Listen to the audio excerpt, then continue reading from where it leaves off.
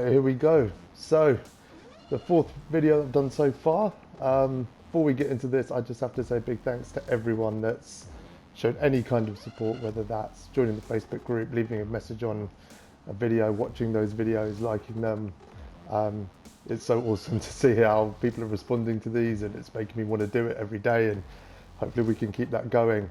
A specific shout out to Jeffrey, who's been an absolute legend throughout all of this and become my partner in crime, I think, a little bit. I run things by him and gives me feedback, and it's super helpful, and he's doing everything he can to help the channel. So let's see if we can keep this growing, and us regular 2K players can have something to watch. Today's video is about the cards you see on the screen, those free cards that I use throughout the year. So I've spoken a lot about going 12-0, and there was some key cards that helped me do that throughout the year. So I want to show you those cards for a couple of reasons. One, I want to show you them because they're cards you can still use, especially if you're glitching lineups. You can still use those cards now to go 12-0. A second reason is I want people to see what a good card looks like when it's free, so when they do come out next year, we know what cards to go for. Before we start, I'm going to get into a couple of honourable mentions, people that didn't make that top 20 list, but cards I just want to talk about. Now, I'm starting purposely with this Julius Erving, just to explain the concept of this video. Julius Erving probably is a top 20 free card in this game, but he's not making the list because he didn't have the value the other 20 cards had. I did use Julius Erving, but I didn't use him for very long, and I think he got outdated really quickly after coming out. He was good at one thing, he was good at shooting the ball, but he didn't make the top 20. Marc Gasol should have been a good card in the game. I think a lot of people did like him. He could do a lot of things that you want a centre to do. He was a stretch big, he could shoot the ball. Problem with this card is when it came out, it was already really outdated. And one of the biggest challenges this year was having good centres for free. They just didn't exist really. There was only a couple that made the top 20, but Marc Gasol isn't one of them. James Worthy's another one that would definitely make the top 20 when you look objectively at the top 20 free cards in this game. His only issue with me is the time that I got him. By the time I got him, he was already outdated, to be honest. I enjoyed using him when I did, but I can't have played more than 5 games with this card. And the last honourable mention goes to Gilbert Arenas, Agent Zero. This was the hardest one to leave off the list because I love this card. It's so much fun. It's not practical. He doesn't do well, in unlimited or an online setting. He's 6'3", but he does, for a 6'3" point guard, he does do a lot of things well. And it's just there's something about this card that's a lot of fun to use. My first game using him online, I scored 69 points. Make of that what you will with him. He just didn't stay in the team long enough, but I suggest people go and get this card. It's a hell of a grind to get him, but he's a lot of fun to use. Now we get into the top 20, and at number 20 we have Glen Rice. Now this is going to be a shocker, but it's really going to explain the concept of the video. I know Glen Rice is a great card, and I know people had him in their squads for 2-3 months at times. I didn't. I got him too late to really use him or be effective with him. I already had Beasley when I got him, just as an example. Glen Rice, again, he just shoots the ball well. Most teams I run up against when Glen Rice had come out were using him, if they had him, and he was lights out. But I actually liked playing this card. I liked playing against this card because his defense is just terrible. He's someone you can run through. So even though if I had used him, I probably would put him higher. I'm actually happy with him being at number 20. Another shocker straight after that at number 19 is Oscar Robertson's GOAT card. Now again, this is the concept of the video. He is objectively definitely a top 3 free card in this game. Top 5 maybe. He's not for me because I had 0 value for him. He was the end game for me. So once I got him, I kind of stopped playing. I played a little bit, but he didn't offer me any value. Really, the cards that I used helped me get to him. But I can't leave him off this list because it's GOAT Oscar Robertson. At number 18 we have Sapphire George Morrison. Crazy to think he's ahead of Oscar and Glen Rice, but it's the reality. He was more valuable throughout the year. He's going to be the only Sapphire card on this list, but when I first started playing in January, February, and I was playing free. The first month or two of that is really tough, especially when you've started late. This guy sitting in the reward market was just a lifesaver. He's 7'7". You know, that's all you need him to be. You don't need him to do anything else. I've heard stories about when the cards first came out that he was super glitched and he was the fastest player in the game and all of these things, and then they patched him and whatnot. But he did the job for me. He played centre for me for probably 6 weeks, and I didn't feel the need to upgrade at any point in that. People still use him today in glitch squads. People still run squads where they play 4 bronzes and George Morrison at the end, this one, to get about 70 overall. I don't recommend anyone does that, but in terms of longevity, the card came out on the first day of the game and people are still using him today. At number 17, we have Pink Diamond Jack Sikma. This was a really important card for anyone who was no money spent and especially running just reward cards and free cards.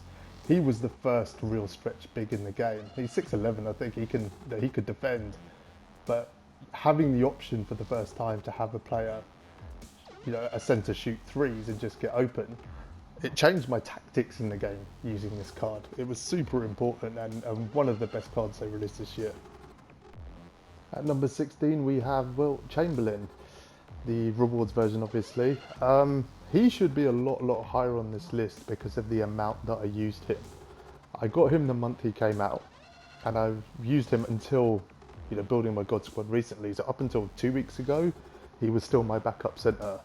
I was so resentful that he was my backup centre. I hate this card, but I have to put him on the list because he had 3 months, maybe more, in my team. I always felt nervous bringing my bench on because of this Wilt. If there's one criticism of 2K's free cards this year, is they didn't release enough good centres, and Wilt makes the list because of that.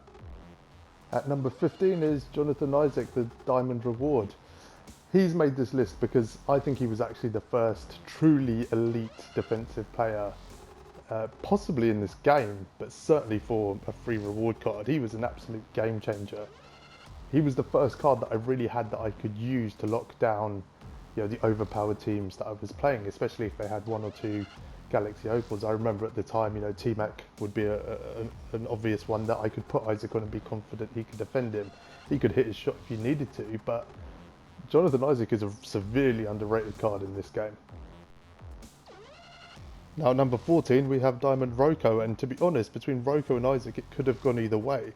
There's a few subtle differences, but both cards are just, again, elite defenders, and both were so important to my run and being able to stop overpowered teams. Isaac's 6'11", he's a power forward. Putting Roko next to him at small forward really created a corner of the court that was really well defended. I think Roko's a hidden opal and his shot's better than Isaac's as well, which is probably why he's above him. But a phenomenal card. At number 13, we have the Rewards Galaxy Opals Steve Smith. Now, you probably realised by now, defence was really important to me throughout the year, and because I was, you know, rewards card only player really, having key defenders, and if you've watched my defensive video, having players that can defend well were vital. This Steve Smith is basically the Galaxy Opal Jordan, not the GOAT one, the Jordan. I think he's slightly better. He does all the same things Jordan does well. He's not great on the offense. He can score buckets if you need him to, but what a lockdown defender this guy is. If you haven't got this card, go and pick it up now. It's really easy. It's a game changer. Right, so I can't believe I'm going to say this, but at number 12 on the list of free cards is a GOAT Kobe Bryant. RIP Kobe, obviously. I don't even know where to start with this card. I spent a month trying to get this, and I'm glad I did, because, you know, I wanted the Kobe GOAT card. I think above all else, that was important that I had this card, and it was just completely broken. I mean, he played probably 2 months on my team just because there wasn't a better replacement. Ironically, I think Steve Smith replaced him in the end. But he was completely broken. His tendencies are ruined. I mean, if you compare it to any other GOAT card, it just doesn't have the same key tendencies that you need. Defensively, he's just a liability. And they even messed up Kobe's shot to the point they had to patch it shortly after it came out. This on the screen right now is the biggest disappointment of NBA 2K20. At number 11, we have GOAT Steph Curry. Now, you could argue he's either too high or too low on this list. You could argue he's too high because I actually didn't use him very much. And you could argue he's too low because actually the card isn't that effective. Now, Steph, you know, he's a 99 everything card. He's going to do what a 99 everything card is going to do. But there's a couple of issues. One, I didn't use him much because he came out a bit too late to really be effective. I bought him off the bench, and all of this is because he was 6'3". If I was running this card against Magic Johnson, I'm probably going to lose that game. I needed someone with height to at least compete with the point guards I was having to play. Now, he did come off the bench, and he was effective when he did. But I run my first five for probably 70% of the game, so he was playing 30%, and he could be effective in that time. But the height was just too much of an issue, and I don't think anything else he did compensated enough for that. Right, at number 10, breaking into the top 10, we've got Galaxy Opal Michael Beasley. Now, this card was priceless in the sense that I really needed a shooting guard in my team that could take over a game, and he is that guy. It's frustrating for a couple of reasons. One, the timing. It just came out so late. This would have been a really good card if it had come out a month before and would have been a lot more valuable to me on my runs. But, you know, getting him definitely helped me get Oscar in the end. The other reason it's frustrating is this was the card that Kobe probably should have been at the time he came out. Beasley does everything Kobe does well, and you know everything Kobe doesn't do as well. In a very similar way, he just does everything better. I really like this Michael Beasley card. I just wish I could have used him for longer. For him coming out as the July reward, it just felt like a bit of a waste, but great card. If you get Oscar this month, you'll get him as well, and you'll probably use him. Right, at number 9, this is going to be the controversial one for sure. At number 9, we have Galaxy Opal Token Reward, Penny Hardaway. Why is he at number 9? Why is he ahead of Curry and Oscar? Well, he's ahead of those two because I just didn't use them as much as I used Penny. When Penny got his Evo, I got 750 tokens in a day playing Triple Threat online to make sure I got that card. Pre-Evo, he was useless. After the Evo, he became the most underrated card in this game. Now, when you're only using 3 cards, a 6'7" lockdown defender point guard who can shoot, don't get me wrong, and his animations are fine.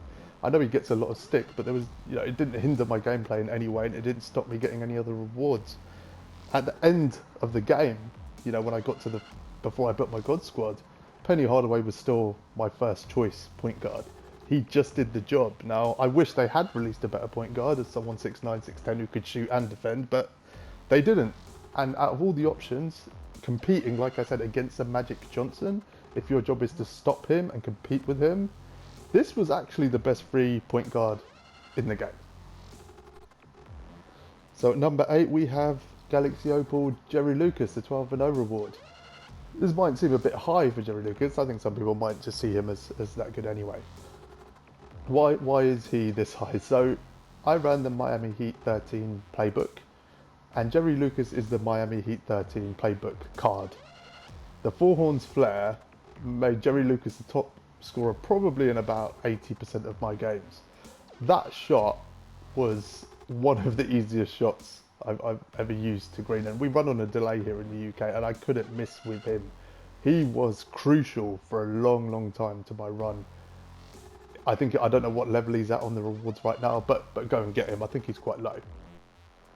So at number 7, we have the most criminally underrated cards in this top 20. We've got Kevin Mchale. The simplest way to explain how good this card is by asking a question. What doesn't he do? The rim run, he could hit the 3. His defense was next level when he came out.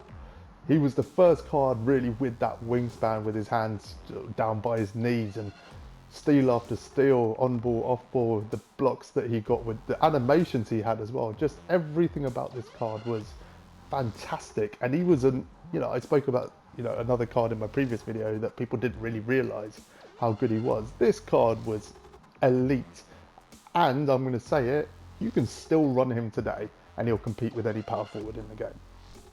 So just outside the top 5 at number 6 is the rewards token Bol Bol. Now, this card is an exception to all of my rules because I did not use him for the entire year. I got him last month. I got him before the actual token locker code came out, so I did use him for a while before most people had him. There's a reason he's at number 6. If you got that token locker code and actually got the tokens, I actually didn't. I went for the tokens and got a GOAT pack, which I think Hakeem came out of. And you didn't pick up this Bol Bol, what are you doing? He is still, and the reason he's at number 6, and the fact that I didn't use him and he didn't contribute massively for the year, he's still arguably the best small forward in this game. Now you can say, okay, Giannis, the GOAT cards are out, and LeBron. None of them are Bol Bol size. None of them are going to defend in the way he does. If you play the way I do, Bol Bol will probably be more effective than those cards. He is incredible. And he does deserve a spot on this list because I did go 12-0 once with my Opal team to get Oscar. I did it 5 times total, but once with the Opal team. That would not have happened unless this Bol Bol was in my squad. So here we go, number 5. Top 5 is here. It's Galaxy Opal Hakeem. Not an easy card to get, as you probably know if you have him. But what an important card this was for anyone running a free squad this year. I mean, I've spoken already, you know, about Wilt and Gasol and the lack of centres in this game. Without Hakeem, without this card, my whole year would have been different. He played centre from the minute I got him to the minute I stopped playing with that team and got the God Squad. He's exceptional, absolutely exceptional. In fact, I've used the GOAT card and I don't think there's a huge amount of difference between the two. That's how good he was. And for longevity, he competed for 4 or 5 months after he came out. He could still lock down any centre in the game until we got the Yao Mings of the world, you know, that made him obsolete, but probably every other centre card in the game that was released till then. Hakeem did the job. He did everything. He hit game-winning threes for me. He did absolutely everything. I love this card, and I'd say it again, my whole year would have been very, very different if they didn't release this card. So at number 4, we've got GOAT Larry Bird. Now this was a really important card, and I think probably the coolest thing that 2K did this year was release this card. I'm not going to say it made up for the Kobe cards, but it made it easier to deal with. Larry Bird is exceptional. If they released him with the GOAT packs at the end of the year, he would have a lot of value. The fact that he's free is incredible. I think this Larry Bird card was the template for the GOAT cards. You know, they got it wrong with Kobe, which you spoke about. When they released this Larry Bird, we knew what a GOAT card actually meant. This card is overpowered. He is the best free GOAT card. He's better than Curry, he's better than Oscar, and he's better than the Kobe card. Absolutely carried my team from the minute I got him. Still started for my team 2 weeks before the end. And he was the card that always made me feel like it was fairer. You know, it didn't matter which lineup I faced in a game. If I had Larry Bird, I felt like the lineups just always looked more even with him in the squad. So at number 3, we've got Rudy Gay. Now I spoke in my video yesterday about 2K trolling the entire 2K community with a specific card that they released and how it was a free version of an overpowered card. This is another example, except 2K weren't trolling because this was actually a very difficult card to get. Rudy Gay is Kawhi Leonard. It's the same card. Again, don't take my word for it. Go on 2K database, compare the stats. They're the same. Rudy is an elite card in this game. When I built my God Squad, Rudy Gay stayed in it.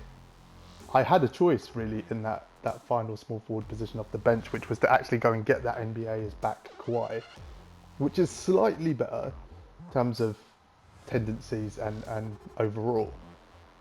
But I mean slightly, not noticeable. And you know, I was very comfortable with the Rudy card. I'd used it, so I didn't want to pick up a new card, you know, for 300,000 MT. But if you compare him to the prime Kawhi Leonard, this is a better card. It's the same card, but it's better. Rudy is going to finish the year in my team, in my God squad. That's how good this card is. I know a lot of people are trying to get him and I'm trying to help you get him, but you want to use this card before the year ends. So at number 2, yes, we've got a diamond card. Last thing you'd probably expect to see at number 2, but again, go back to the concept of the video, value. You know, which of these cards was important? And I'm going to say it, it was really difficult to decide between the top 2. Cam Reddish easily could have been the number 1 card. The reason he's in that top 2 conversation is I ran him for 5 months. He didn't leave my team. Even when I got in, I ran him at small forward and shooting guard at points. Even when I got in sort of higher powered replacements, he was always sitting in one of those spots off the bench. I've said this in a previous video, he's a hidden opal. He just is. And if you're going to overall glitch in any way, if you put Cam Reddish in your squad, it actually brings the overall down. Because I think his defense is a 99, but his offense is 90. I don't understand why his offense is a 90. There's nothing on the offensive end that a high-powered opal can do that Cam Reddish can't. He can do everything. He can shoot, he can drop step, he can do everything. Absolutely everything. He's one of the best rim runners in the game. So I'm not sure why it's so low, but he provided an overall edge throughout the year, as well as, you know, a competitive edge because the card's just so good. This is a card I'm really going to miss, and I'm, you know, going into next year, what I need to do within the first sort of 3 months is find that new Cam Reddish. This card was free. What an amazing, amazing card, and a great job by 2K for releasing it. And at number 1, Demar Derozan, the token reward. As I said in my video yesterday, the biggest troll 2K did all year. You can rename this card as T-Mac with better signatures, better animations if you want. That's basically what the card is. For this card, and to be so easily attainable, I think that's one key difference here with this card, which puts it over the edge and puts it at number 1. It's not difficult to get 750 tokens to go and get this card. I've done close to that in a day. I think I actually did that in a day once, just playing Triple Threat online. The fact that this card was in the token market and so easy to pick up, and I didn't have to complete 60 or 100 or 150 games or 300 games like I did to get Kobe, and it was that good. The release on this card is just money. He came into the team, you know, I spoke about Lucas being a high scorer from the Four Horns Flare. That was really through one play. Demar's ability to create his own shot and his animations were just incredible. Arguably one of the best cards they released in the game. Let's forget about free cards for a second. When he came out, I think he might have been the actual best card in the game, including cards that you could get with MT. Why is he at number 1? Well, he changed the lineups for me. I spoke about a couple of cards, and Larry Bird, you know, was so important in just when I was running up against these God squads that he gave me a balance, he gave me an edge. This was the card that I always went into a game kind of knowing I had the best shooting guard. Not only because the card's so good, but because I wasn't going to get rid of him until the end of the game. So I was going to know that card inside out. So even if someone was running the new glitched T-Mac at shooting guard, I kind of knew I had the edge over him before the game started. This card was just absolutely incredible. And the fact they gave it away for free, and the fact that so few people had this card, still blows my mind to today. The best free card in NBA 2K20, Demar Derozan. So there you have it.